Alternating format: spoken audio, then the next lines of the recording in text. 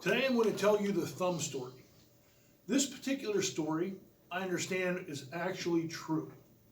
And this thumb story starts out in a kingdom over in Europe many, many years ago.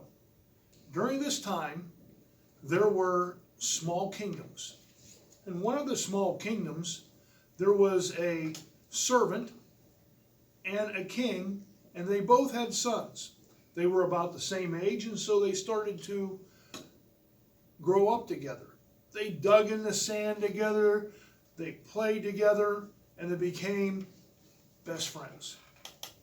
As the two were growing up, things started to happen that they knew that they would have a lifelong bond. They would hunt together, they would fish together, they would go out on overnight camping trips and build a fire and sit around and talk, and their friendship grew deeper and deeper. But the king, his son was raised to take care of things in the kingdom. And he was also raised to believe that only those that had a high place in society were to be respected. The servant's son, however, was raised in a Christian home. And in this home, he was taught to be kind to other people, to respect everyone, even if they were not high in society. And there was one of these verses, and I'm not sure how many of you are familiar with the Bible. I know that some of you have probably read it. And one of the verses says that all things work together for good for those who love God. Well, this little boy, he used to kind of shorten it. And he would shorten it to say, it's good. Not believing that everything was good, but believing that everything would work out well and that God would take care of them.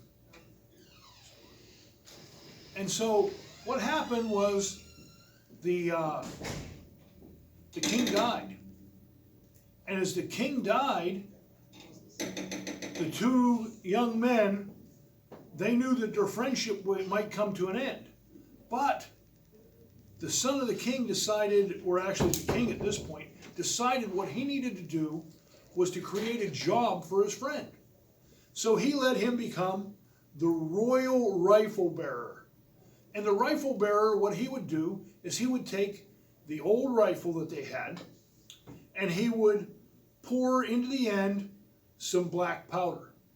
Then he would carefully take a small piece of cloth and tap it in gently with a piece of wood or maybe a brass piece, something that would not create a spark, because that wouldn't have been good. And then he would slide the musket ball into the end of the gun and tap it gently in place. He'd hand it over to the king, and then he would pour a little bit of black powder into a small pan that was on the side, and when the trigger was pulled back and the flint were to hit, a spark would be ignited, and it would fly out, and the musket ball would hit whatever it was aimed at.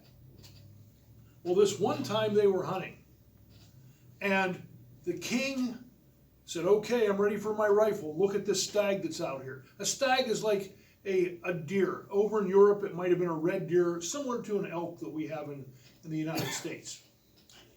He packed the ball in carefully, did everything as he was supposed to. And the king got ready, and when he took the shot, the end of the rifle exploded.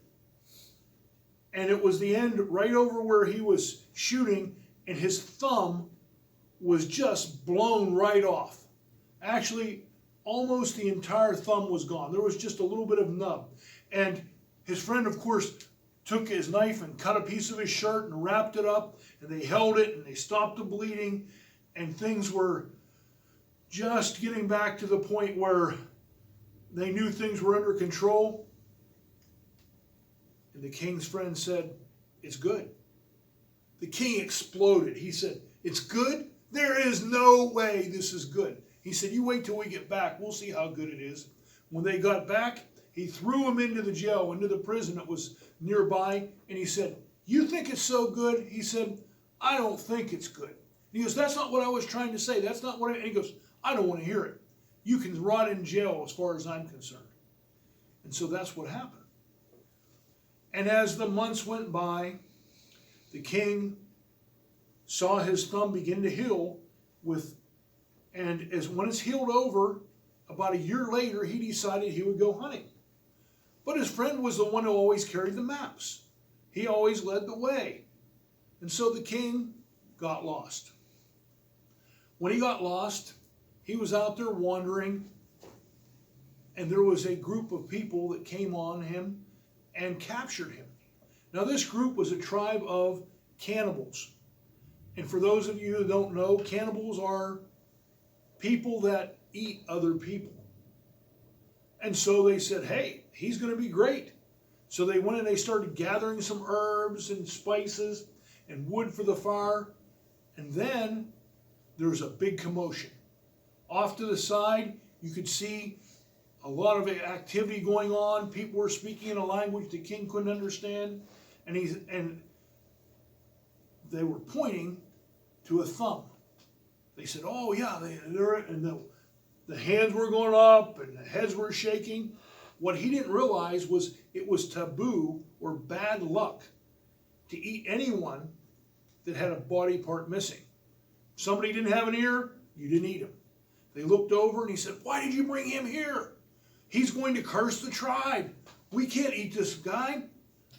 Put him back where you found him. And they said, he was lost. If we put him back, he may wander back here. He said, no, we're not taking any chances. We won't be cursed. Here's what we're going to do. We're going to take and we're going to lead him back to where he was at, and you guys stay away from him. Untie him, send him on his way, give him his stuff back. He said, we don't want to have a chance of our tribe being cursed. And so they let him go. On the way back, the king started thinking about things. And he said, you know what? I threw this guy in prison for the very reason that I was here. And if I had had my thumb,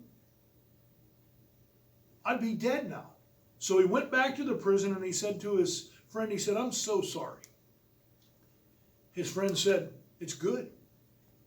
He said, what do you mean it's good? You've been sitting in here. I've been angry with you. He says, you have not had good food to eat. He goes, it's good. He says, but you've been in prison all this time for over a year. He goes, it's good. He says, how can you possibly say this is good? He said, well, think about things. You just told me the story of what happened to you. He said, if you hadn't thrown me into prison, where would I be? He said, well, you would have been out with me hunting. And he looked at him and he said, and I have both my thumbs. And the king looked and he said, yep, that looks like you would have been dinner. He said, it's good. It's good that you were in prison. And he said, I agree. And he let him out, and their friendship continued. And that's what we call the thumb story.